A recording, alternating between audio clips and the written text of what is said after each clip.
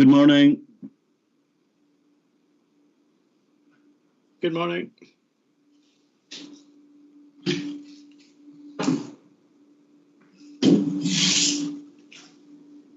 Hearing me, are you?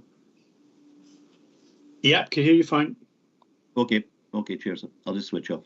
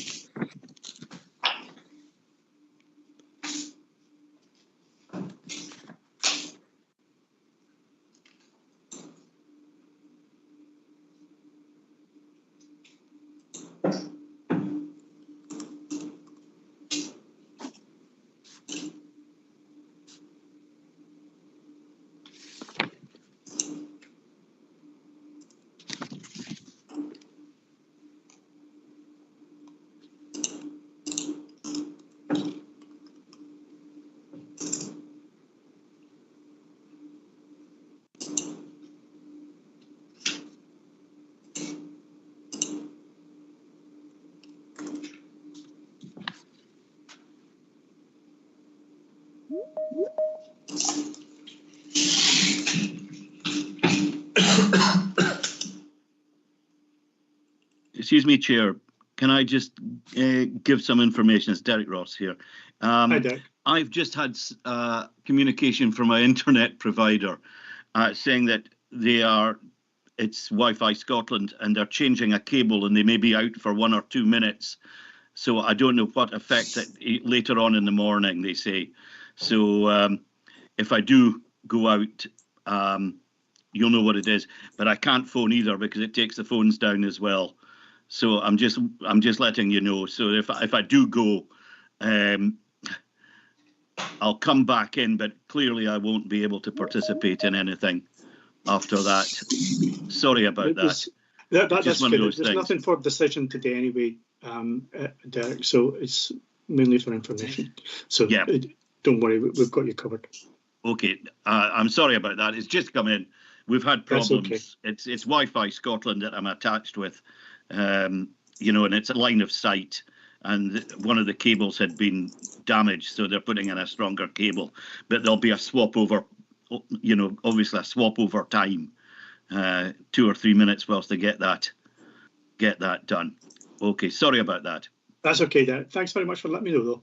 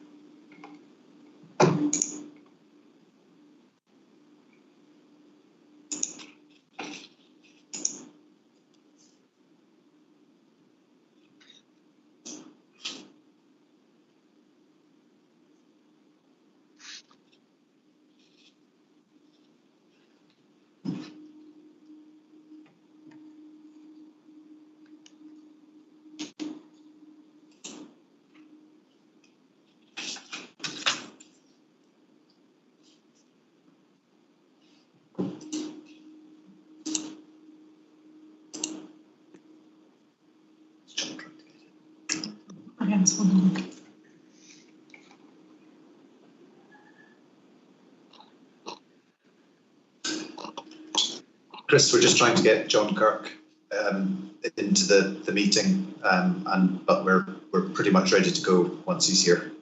Okay, that's great. If you decide if we can't get him in, then feel free to start. Okay, thanks, Dave, Gavin. Steve, is your mic on? Oh, it might be. Hang on. Let me just check what's going on there. Oh, yes, it is. Sorry. That's okay.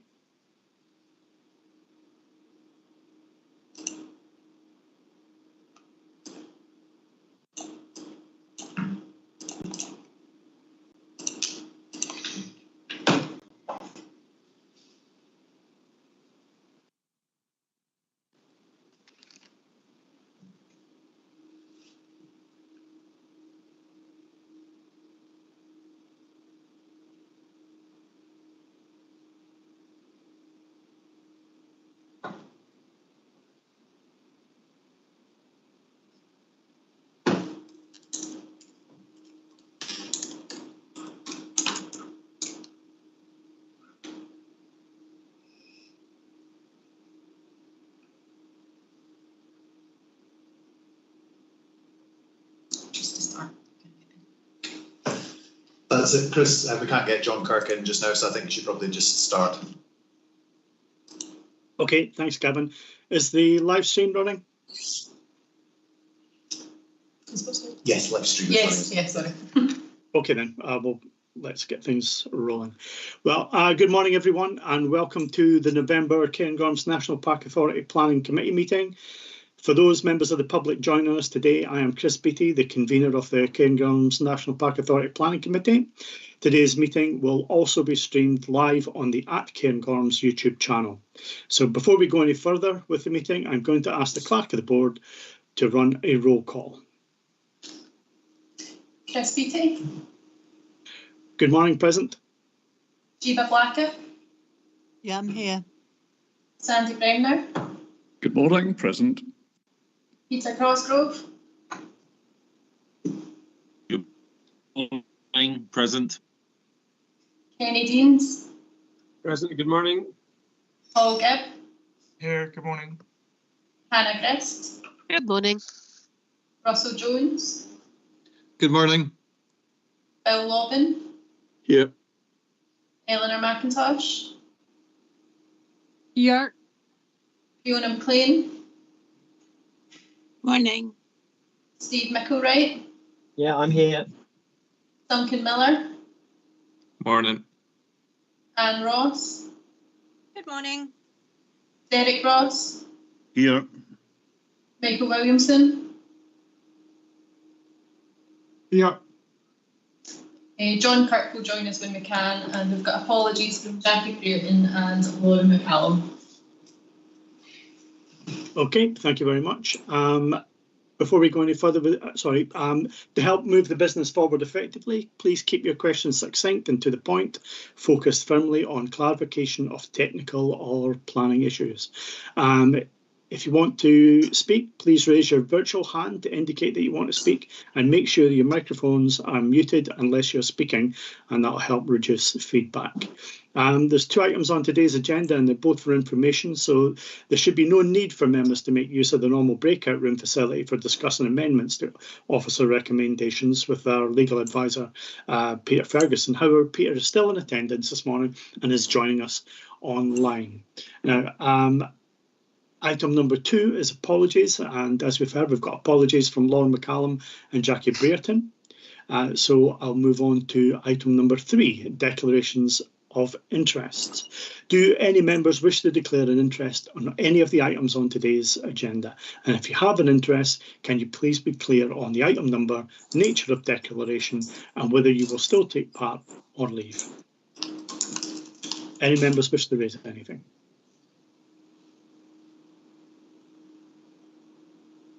Pete, do you want to come in here? Yes. Yep. The Nethy Bridge housing development that's being discussed item, I've worked with the client on that site doing ecology surveys, and so I'll be not taking part in any discussion. Okay, That's great. Thanks, Pete. So we'll move on to item number 4, minutes of the previous meeting from the 27th of September 2024 and matters arising not covered elsewhere. Can I ask the committee if they're content with the accuracy of the minutes from the meeting on the 27th of September? You'll need to speak or give me some thumbs up. Yeah, content. Right, thank you very much. Okay, so we're happy to approve these minutes. Approved. Yep. Thank you, Eleanor. And I don't think there are any matters arising from those minutes. So do any members wish to raise anything? Nope, I'm not seeing anything online. Okay, so I'll move a motion to take the minutes from our confidential session on the 27th of September at the end of this public session. Is everyone happy with that? Yes. Agreed. Yeah, thank you very much. Okay, Pete, this is time for you to leave the meeting, so I'll wait for the clerk to let me know when you're out. Okay.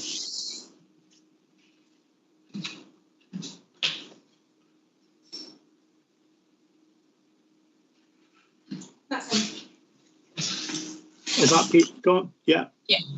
Great. Okay then, so this is item number 5, and this is for information. It's the proposal application notice for 35 number residential units at land adjacent to Lettock Road, 160 metres south of Linstock Park, Nethy Bridge.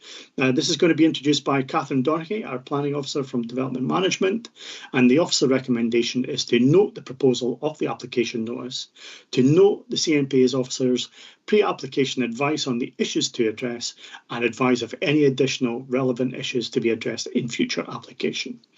We have no speakers this morning, so we'll just crack on with the presentation from Catherine. Catherine? Thank you. Can everybody hear me okay? Yeah. Okay. Yeah, thank you very much. Fine. Right. As the chair said, this is a proposal of application notice. Under the Scottish Government's hierarchy of applications, this proposal would be a major application. So the applicant has to do statutory pre-application consultation with the public. This involves also serving a proposal of application notice on the planning authority. So that notice has been served on Highland Council and we've been asked to comment. That's essentially setting out the steps that the applicant proposes to comply with the requirements on statutory consultation. They've explained they're going to have 2 public meetings in Nethy Bridge, and recently, just a few days ago, I think they set up a web page as well. So they've set out the requirements that are for public consultation. We actually, the CNP input, prior to submitting the proposal of application notice, the applicants had sought pre-application advice from Highland Council, and we input into that process.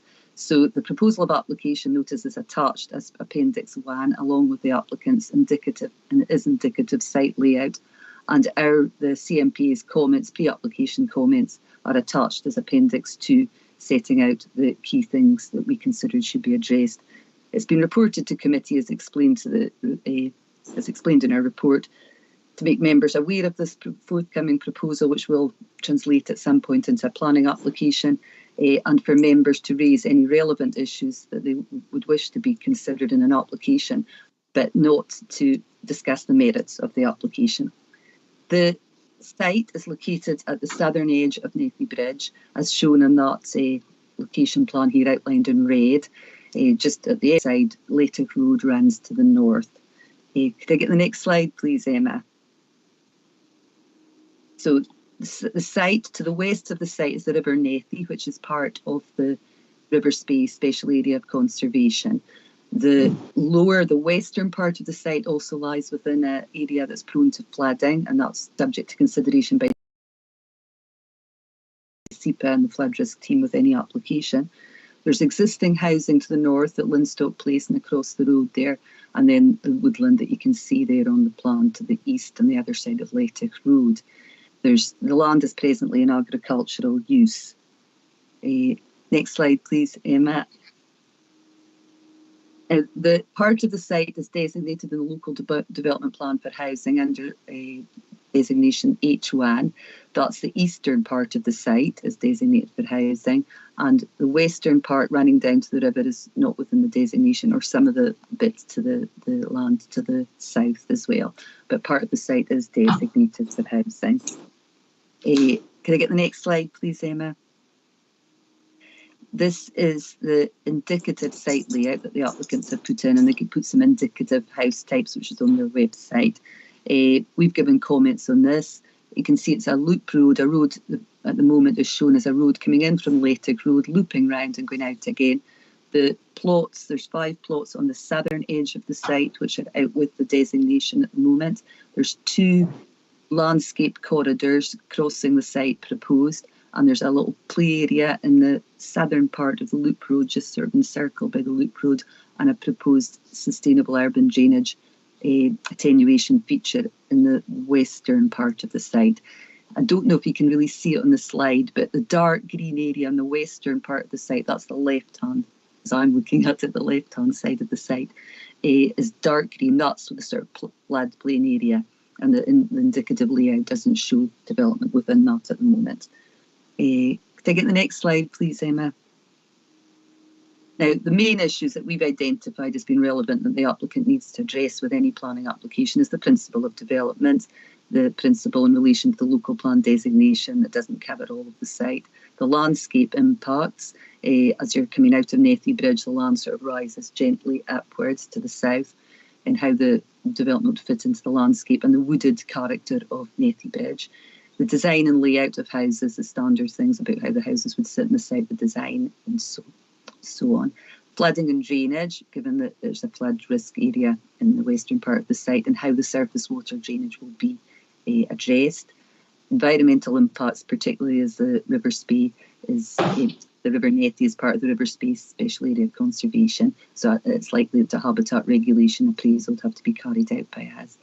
The amenity, in terms of the housing to the north and any impacts on that, access, servicing, path links back to the village, delivery of affordable housing. At the moment, they're indicating 25% of the units would be affordable, but that's obviously something we'll have to get more detail on, and any developer obligations.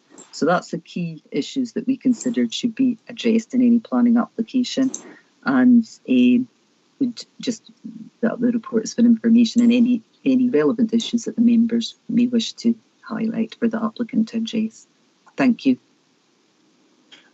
Thank you, Catherine.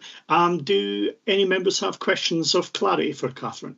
I have Michael Williamson. Yeah, Michael. Sorry about that. I thought you were going straight into its questions, but I think for me, the flooding and drainage aspect of it, I was just wondering about with the SUDs, will there be enough consideration given to the layout of the SUDs and rising potential water rises or rises in the water table?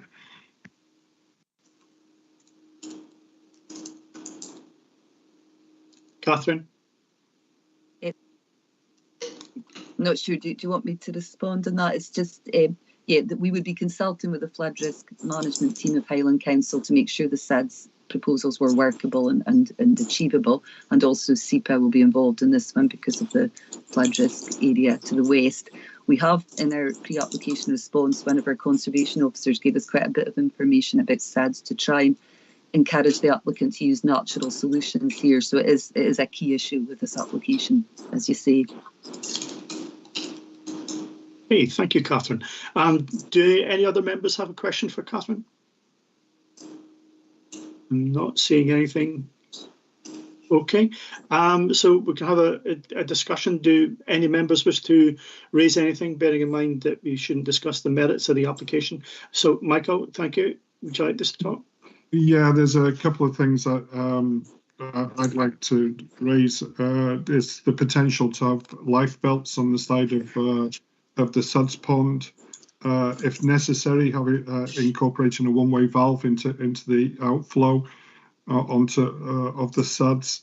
I noticed from the landscaping comments that it's been mentioned the use of Scots pine, and I'm just wondering whether more consideration could be given to climatic change and the higher wind strengths. And possibly, if we are going to go for Scots pine, can they be planted in clusters of maybe 5 or 7, so that if things do get blown down, they've got a better chance of survival? And finally, is it possible to integrate make sure that the affordable housing is actually integrated into the site and not just put onto one side in the final design? Okay, thank you, Michael. Catherine, do you have a note of all that? Yes, I've noted that down. Thank you. That's great. Do any other members wish to make any comment now? No? Oh.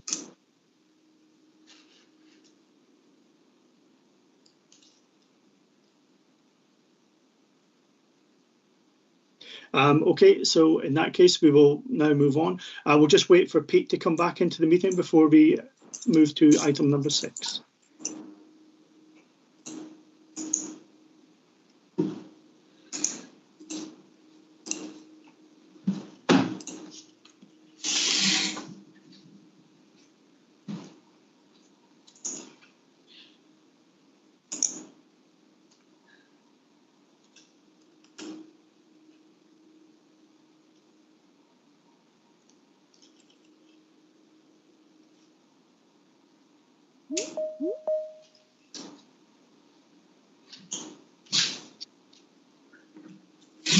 Let's keep back. Okay, super. Right. Welcome back, Pete.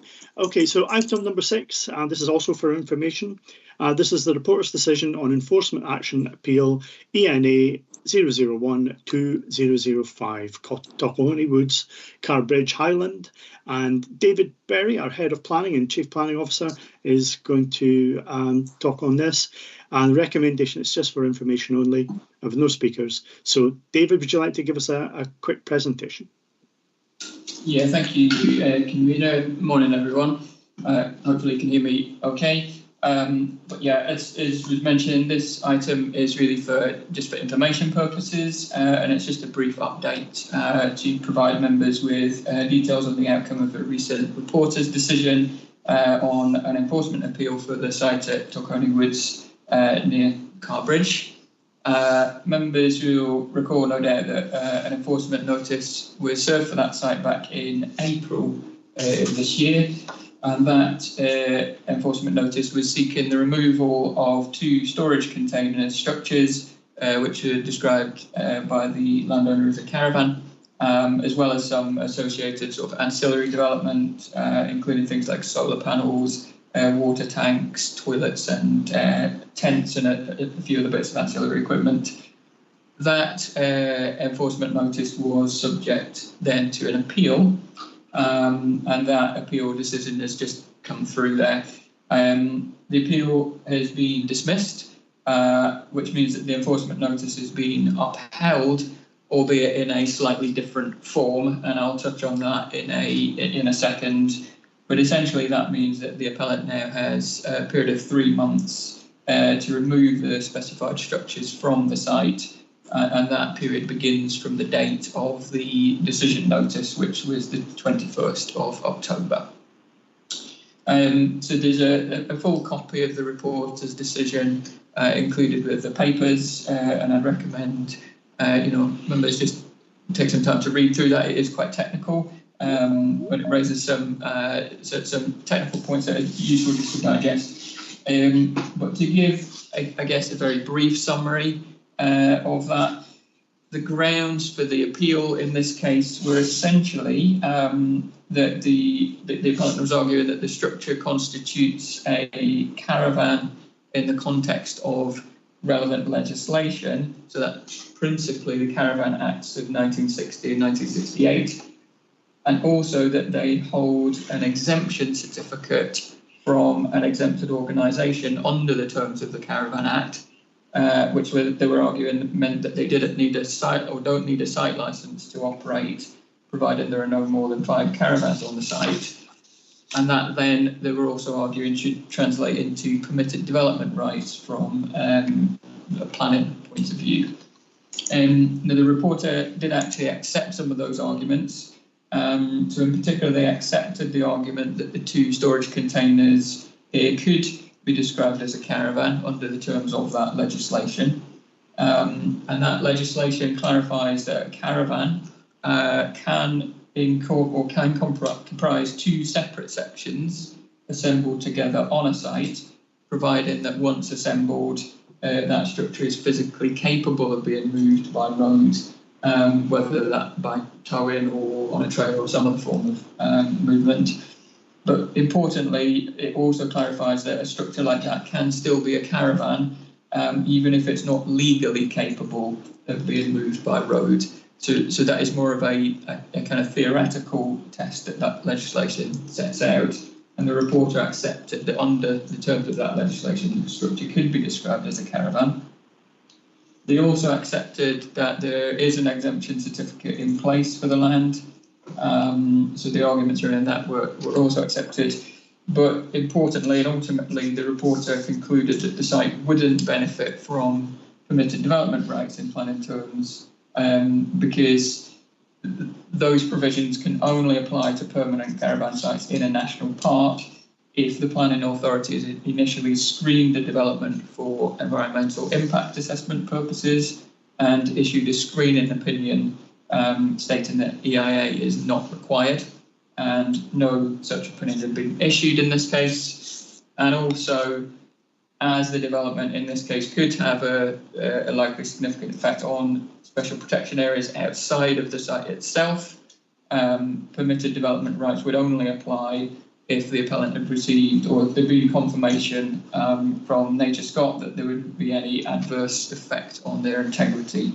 And again, there was no such confirmation in this instance. So for those reasons, the reporter has dismissed the appeal, upheld the enforcement notice, but they've just made some minor changes to that notice to reflect their conclusions with respect to the structure constituting a caravan.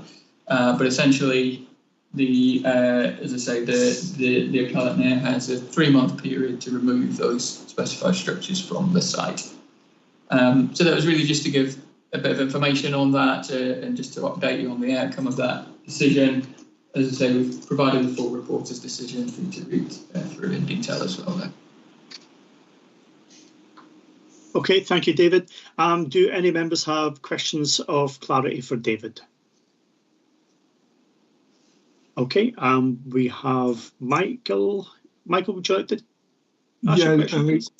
Yeah, it was about, it's just for some reassurance, I take it that the applicant will be the person who's taking on the cost of removal of the caravan if it needs to be done by us.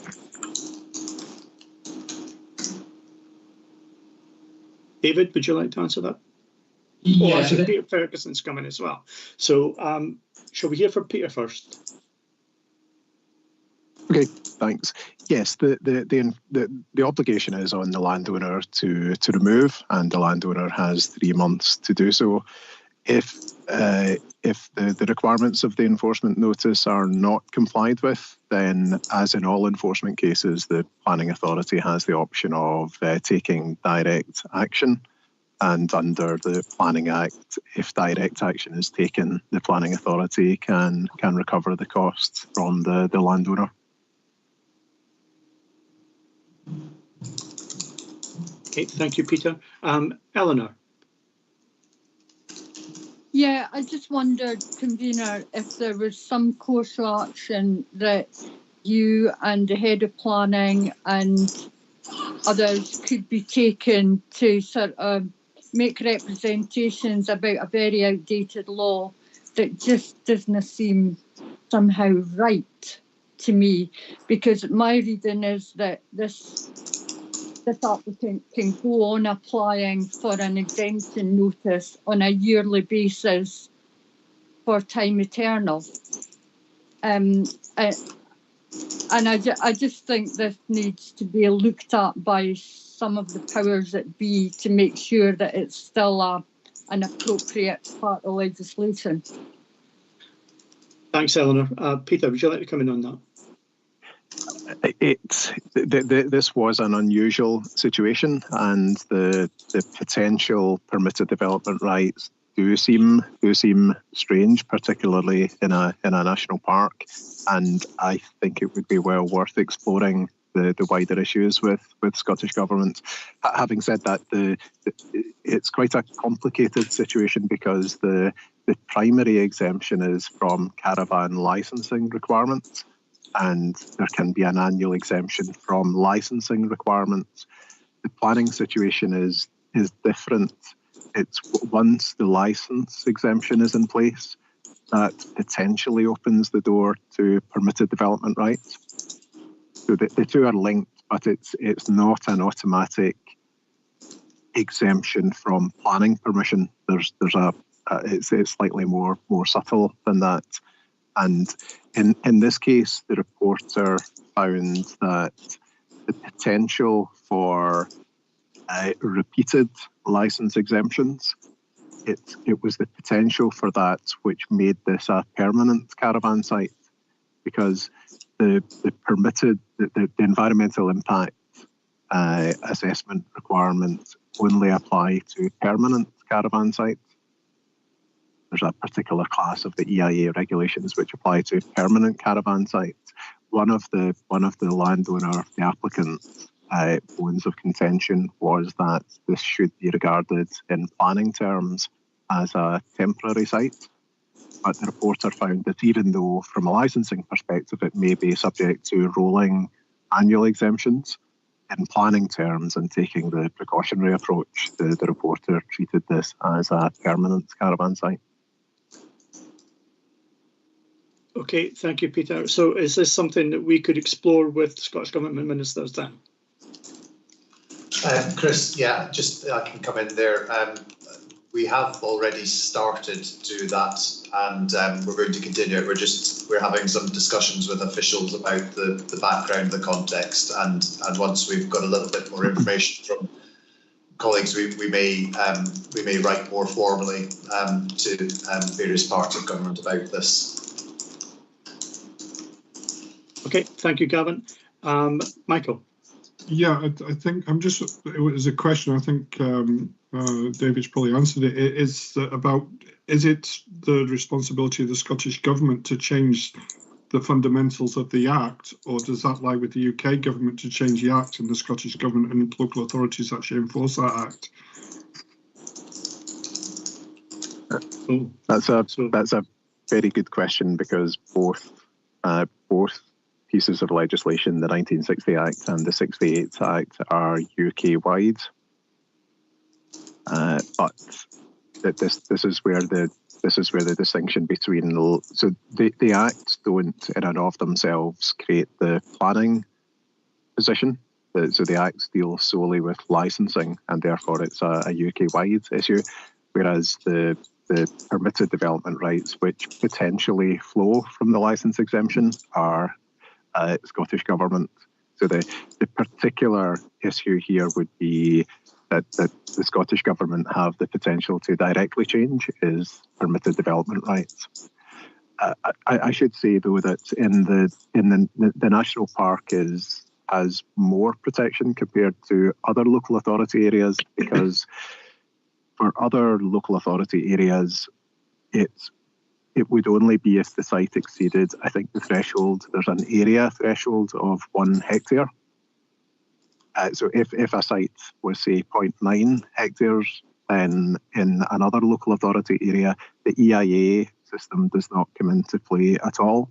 However, in this case, in the national park, the area threshold is removed. So any development is potentially subject to EIA in a national park or other sensitive areas. Okay, you happy with that, Michael?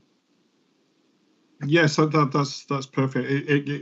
I think there's a bit of muddy water between what the Scottish Government can do, especially when the UK government's essentially raised these acts in the first place, and getting them changed may need further legislation going down the line from the UK government in order to allow the Scottish Government to change it. That's my understanding, but I might be wrong.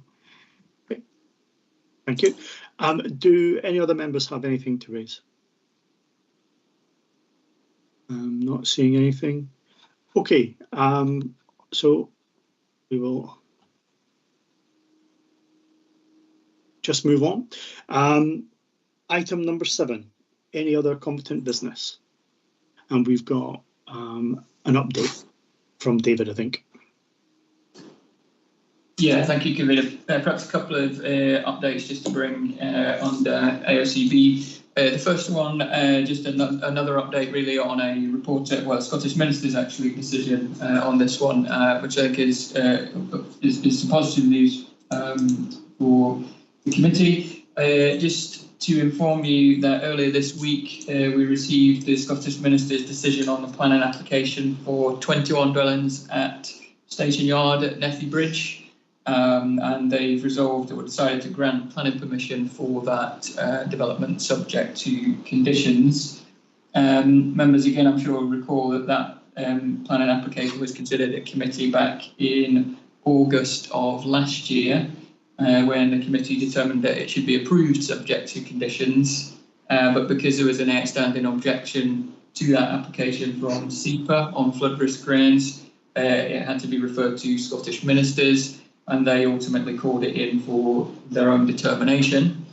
A DPA reporter had then been appointed to consider the application initially and make recommendations to Scottish Ministers.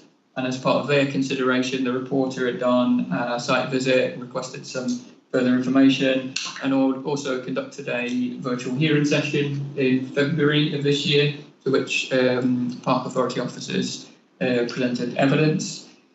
The reporter then had issued a report with recommendations to Scottish Ministers back in April. At that point, the reporter recommended that permission should be refused on flood risk grounds, but Scottish Ministers have subsequently considered that report. They've sought some further information themselves in relation to flood risk, and particularly in relation to flood risk to neighbouring properties.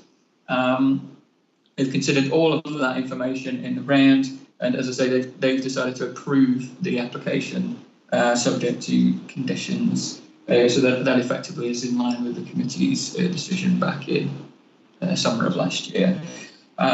So we'll circulate a full copy of that decision notice to members after the committee meeting. That will be the two parts of it, really, the DPA reporter's recommendation and then the Scottish Minister's letter. So you need to read those two things together.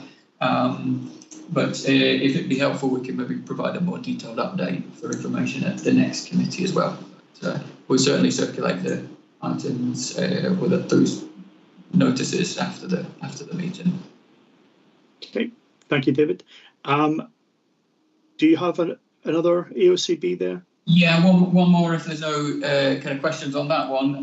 Just a very brief one, this one, just to inform members that we have issued an enforcement notice for the Wigwam site at Tom and Towel, which we talked about previously, but that notice has now been served, and that's to secure the surfacing of the first 15 metres of the access track to that development, just to remedy the breach of a condition on the original planning permission on that.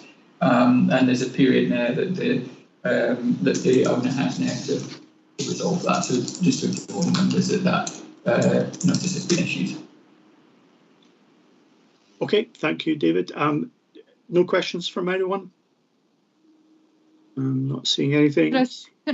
Chris, can I just ask what the period of time for the enforcement action to be carried out at Tom and Towel is?